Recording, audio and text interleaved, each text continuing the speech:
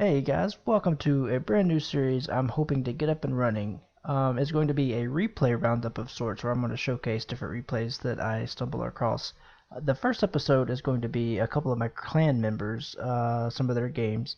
But the thing is, guys, if it's going to be a series I'm going to keep doing, if it's going to have any longevity, I'm going to need your help. So be sure to check out the description where you can find links to figure out how to send me your replays. The replays could be anything from good gameplay to an awesome match you had to a funny or really bad matchup or any kind of crazy RNG, anything like that. But I definitely need your help to get this up and running. So with that said, let's go ahead and get to the first few replays. Alright, the first replay we have is Luke Toos on Muravanka, a tier 6 encounter battle. And Luke Toos is in Shadow's Fury, the clan that I'm in, so like I said, I'm going to use a couple clan members' videos first. But he's in the Tier 5 American Tank Destroyer, the T-67. All in all, a very good vehicle. It has good mobility, good rate of fire, decent pin gun. There are a couple downsides to it. It doesn't turn on a dime, and its turret rotation is a little slow. So if you're trying to take a shot on the move and keep your gun on your target, it's a little difficult. Right here, Luke 2 spots the OI experimental, but gets spotted himself, so he decides to pull back. But yeah, the gun has a very good rate of fire. You can put some damage into people very quickly, so a lot of people use it as a way to inflate their stats. But, you know, to each his own. It's a very good tank. I enjoyed playing it. So he decides to go ahead and put some shots in this arrow of 44. If they're able to lower the HP of the top tier heavy on the enemy team early in the game, that'll be great for their cause. So yeah, they're just he pulls up in cover right here, tries to take a shot. Unfortunately, it goes a little short. He pulls back to expose less of his tank, while he continues trying to put shots into the arrow. So he's making use of auto aim a lot early in the match, which is a good way to get some shots in and keep your turret pointed towards your target, but at the same time it's going to come back to bite him a little bit. You can see that he's already down to 22 AP rounds, and he only has 10 APCR and 3 HE, so pay close attention to his ammunition loadout. So he's getting pushed hard by this ARL. He doesn't want to take any shots from this guy if he doesn't have to, so he wisely pulls back into cover. And hopefully his teammate's going to be able to get some crossfire put into him, because the ARL is pushing a little too aggressively right now, in my opinion. He is now surrounded by SU-85, T-34, and I believe that Chinu back at A3 is taking shots at him as well. The Hellcat at C3 might as well be taking shots as too. There's a Cromwell. He takes a shot at the Cromwell. He puts a good shot into him. He tracks him, spins him sideways. The Cromwell instantly repairs his tracks, but a little too late. He gets taken out. And then the OI experimental is spotted. He's able to put some good shots through the front of him. And he's still worried about the Hellcat and everything over there. There's the OI who just finally been spotted. Well, actually, I don't know if it's finally been spotted, but that's why I just now noticed that the OI has made its appearance. And eventually he notices that the Hellcat's on the other side of those hills, down near the water. So the SU-85B is calling out for help.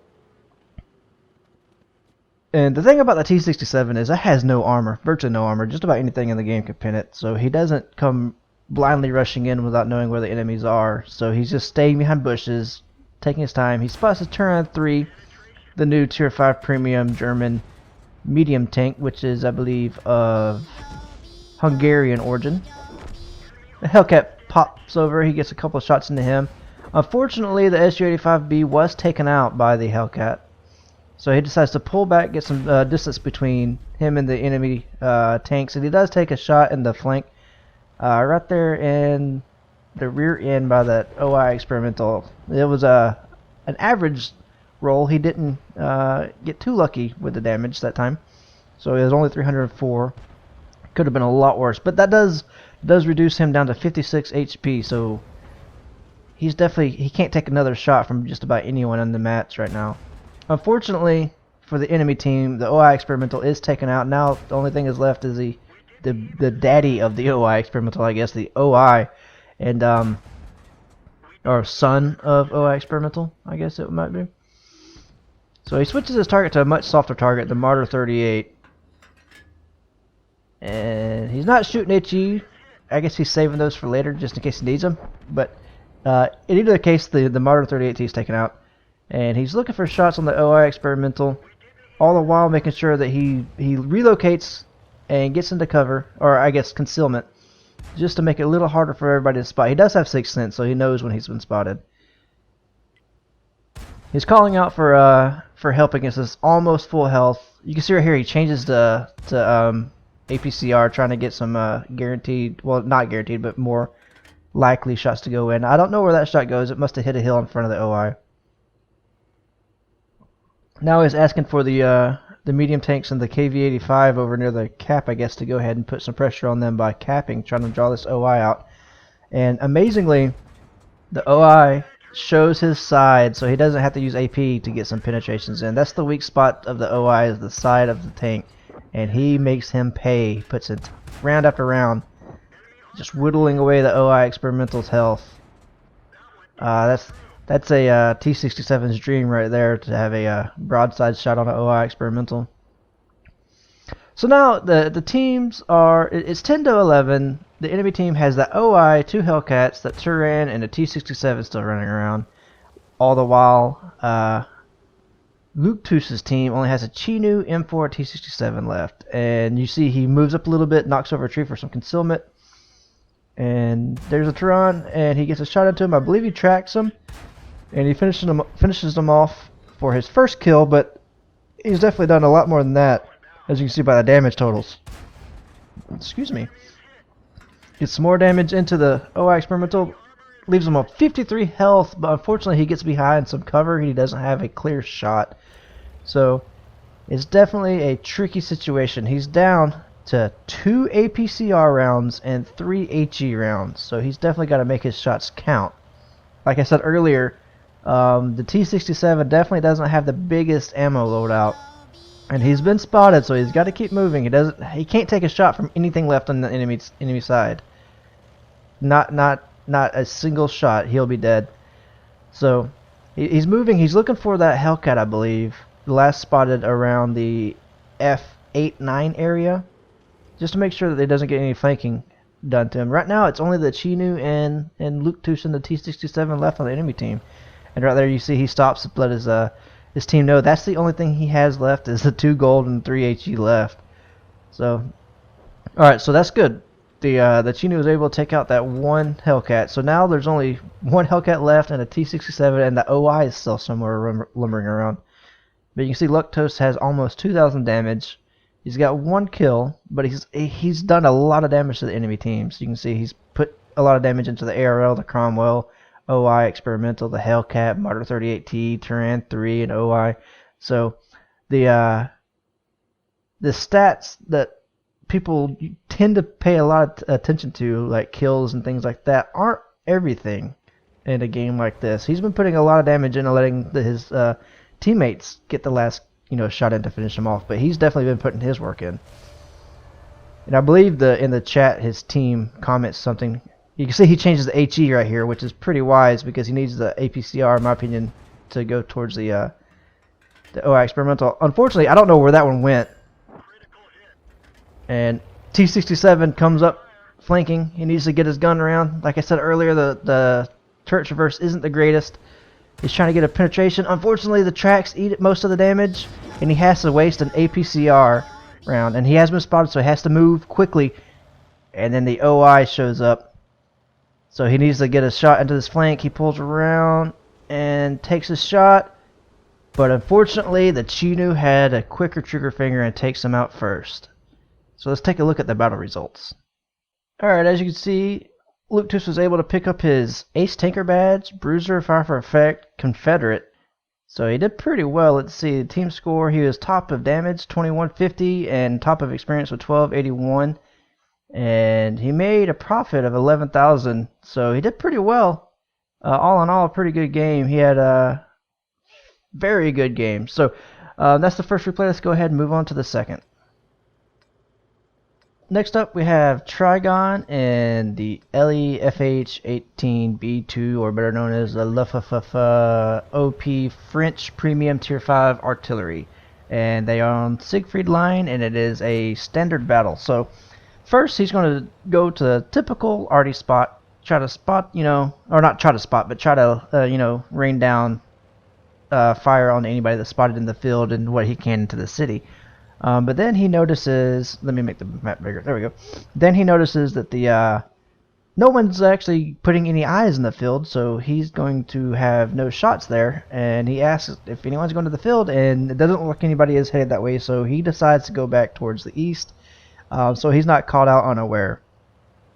But in a little bit, I believe in ELC and another take, I can't remember, but I know the I guess it's a SU-100. They do turn around and move out towards the field, so he decides, you know what, I'll go ahead and stick around and shoot for these guys out here.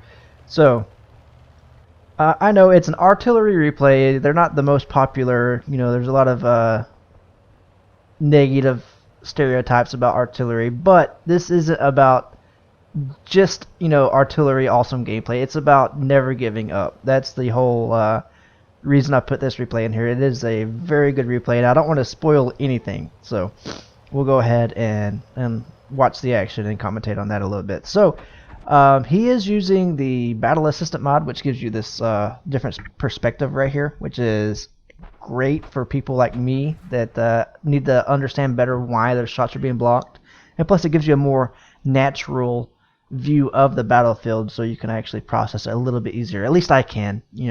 It makes you're not seeing everything from a directly top-down shot, and it's not too confusing for your brain, or at least my brain. So the two OI experimentals on the team, or at least two of the OI experimentals on the enemy team, get taken out very easily. Now he's looking to see if he can't spot the SU-100Y. And it's a replay bug right now that's showing that the view is on the minimap is not actually where the artillery view is. I think it's a replay bug because of Battle Assistant and just it being a replay in general. While it's live, it actually doesn't do that. So just keep that in mind. That is just a replay bug.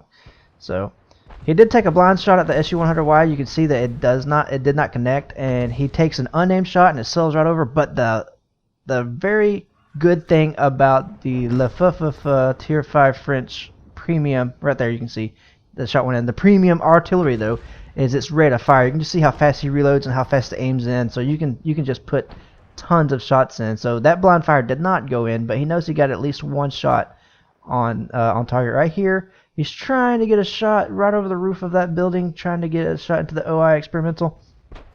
He takes a shot, but unfortunately it sails wide into the right and misses. So right now it's 5-4. They're doing okay. The HP is pretty similar, and he's trying to take a shot at this OI. He keeps pulling forward. He takes a shot.